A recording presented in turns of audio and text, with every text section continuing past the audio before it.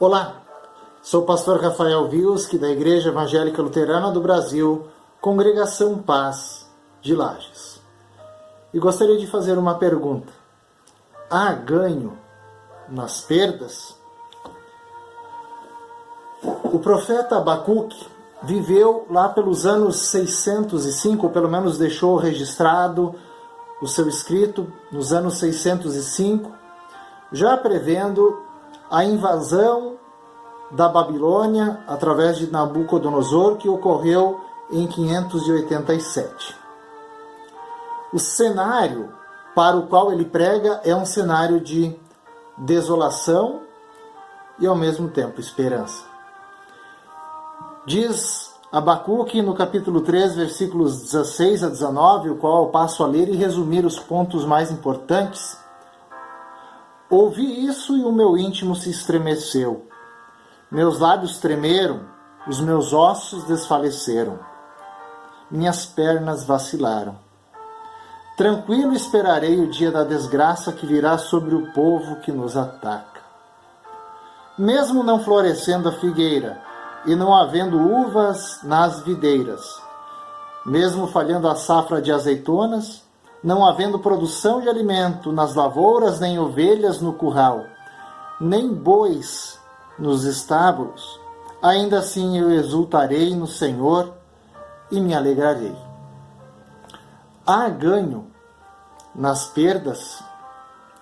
No caso de Abacuque, mesmo em todo esse relato de perdas e desolação, ele ainda diz que exultará, que glorificará, que louvará o nome do Senhor.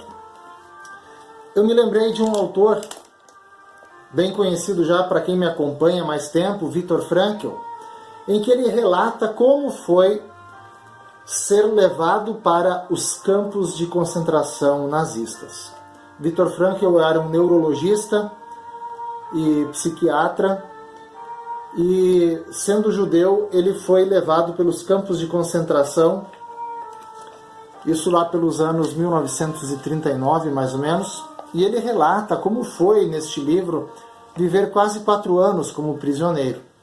Então nós estamos fazendo uma ponte entre os anos 605 antes de Cristo e agora 1939.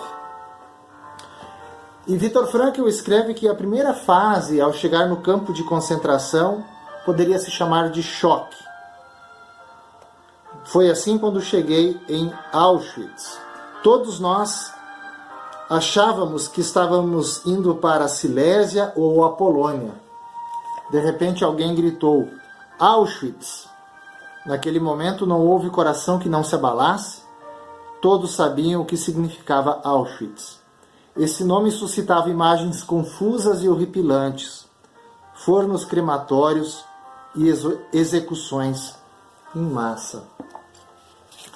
Depois ele escreve que como foi as suas perdas. Ele diz que quando o trem estacionou, ficamos esperando agora num galpão antes da desinfecção, entre aspas. Os soldados vêm com cobertores sobre os quais deveríamos jogar as nossas posses pessoais. Todos os alimentos enlatados, relógios, joias. Alguns ingênuos perguntavam, arriscavam a perguntar, se não poderiam ficar ao menos com uma aliança, um medalhão, uma lembrança. Ninguém consegue acreditar ainda que de fato tinham literalmente tirado tudo da gente. Ali estava encerrada a minha vida. Então, Viktor Frankl conta como foi nesses anos em que ele perdeu tudo, desde a esposa grávida, toda a família, todos os seus bens, e por um milagre, ele sobreviveu a 4 campos de concentração, além de Auschwitz, mais 3 campos de concentração.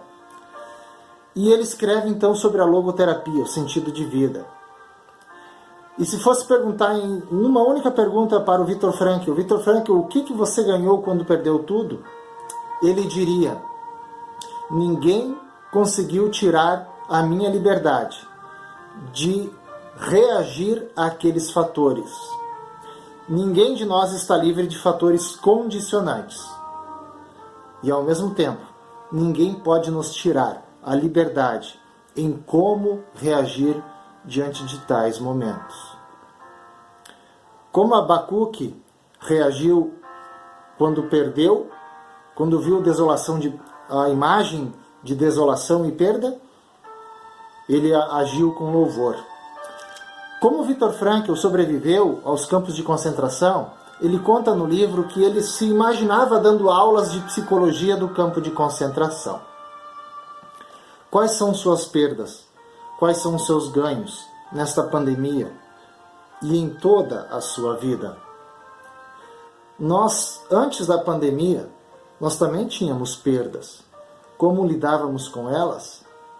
Talvez, diante de tamanhas perdas acentuadas pela pandemia, talvez tenhamos condições de nos conhecer um pouco melhor, saber como reagimos e como e onde podemos mudar. Para Viktor Frankl, ninguém foi capaz de lhe tirar a liberdade em como reagir diante de tal situação. Por vezes, somos traídos pela nossa própria emoção. Muitas vezes, diante das perdas, nos revoltamos. Talvez ao perder um emprego, nos revoltamos com quem ficou com o nosso lugar. Talvez ao perder uma oportunidade em uma faculdade, nos revoltamos com o sistema. Eu não tive uma boa educação. Perdas financeiras, perdas de relacionamento, perdas de pessoas, de almas que são os mais importantes de nossa vida. Eu gostaria de deixar palavras também do apóstolo Paulo, em que ele diz assim, ele encontra ganho na perda. O apóstolo Paulo, no capítulo 8, diz assim, diante de tudo isso, o que mais podemos dizer? Se Deus está do nosso lado, quem poderá nos vencer? Ninguém. Porque Ele nem mesmo deixou, Deus Pai, deixou de entregar o seu próprio Filho, mas o ofereceu por todos nós.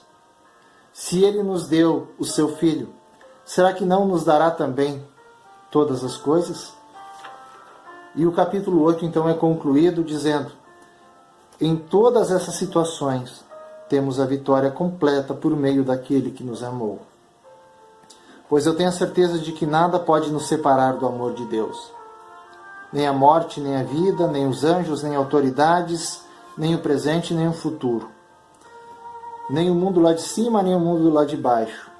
Em nada no universo há o que possa nos separar do amor de Deus, que é nosso, por meio de Jesus Cristo, o nosso Senhor. Como diz Viktor Frankl, não se trata de estar livre de fatores condicionantes, e sim em como reagir diante delas. O apóstolo Paulo, em meio às suas perdas, ele mostrou que o seu ganho foi a fé em Jesus, e que nada, absolutamente nada, poderia tirar o que Deus deu para ele de presente. O dom da fé.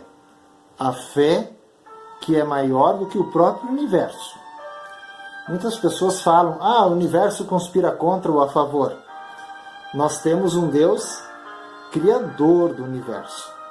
Um Deus que entregou o seu Filho para que, diante das nossas perdas, nossos lutos, nossas provações e tentações, diante da queda, diante do reconhecer-se a si mesmo, puxa vida, nessa situação eu agi dessa forma, ainda há algo que ninguém pode tirar, que é o perdão em Cristo Jesus e uma chance de um recomeço, uma chance de fazer aquilo que parecia ser perda, o maior ganho, que é a fé em Jesus Cristo e a liberdade de poder louvar a Deus acima de todas as coisas.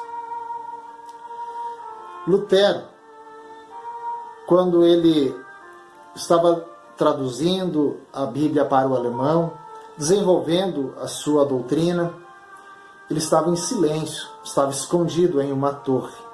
Aí é interessante o versículo de Abacuque: eu vou esperar tranquilo o dia da desgraça.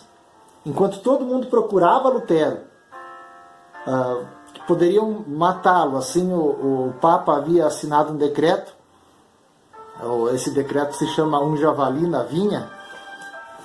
Qualquer pessoa poderia matar ou entregar Lutero às autoridades. Lutero ficou em silêncio em um castelo, o qual depois ele compôs o hino Castelo Forte, porque lá, preso, escondido, ninguém tirou sua liberdade de servir, louvar e trabalhar pela causa do Senhor. Por isso esse vídeo um pouco diferente, em formato de um devocional, que para abastecer a nossa fé, por mais que estejamos presos em nossas casas ou condicionado a mais limitações do que estávamos antes, podemos ainda louvar e engrandecer o nome de Deus. Em primeiro lugar, pelo perdão que Ele nos deu e ninguém pode nos tirar. E em segundo lugar, porque a nossa liberdade não depende de fatores condicionantes externos, de governos, de pandemia, de coisas que nós fizemos ou deixamos de fazer. A nossa verdadeira liberdade vem da salvação na cruz, onde Jesus nos livrou de uma vez por todas das correntes que nos amarravam a Satanás e ao inferno, e nos fez, como diz Lutero, abrir os portões do céu, e podemos olhar para o céu nesta certeza, nesta liberdade. Um forte abraço, que Deus abençoe e guarde a cada um de nós, e que nós possamos ter Deus como este castelo forte, em que mesmo presos, estejamos livres para servir, em que mesmo condicionados, estejamos livres para louvar. Que o Senhor seja o nosso castelo forte, hoje e sempre. Amém.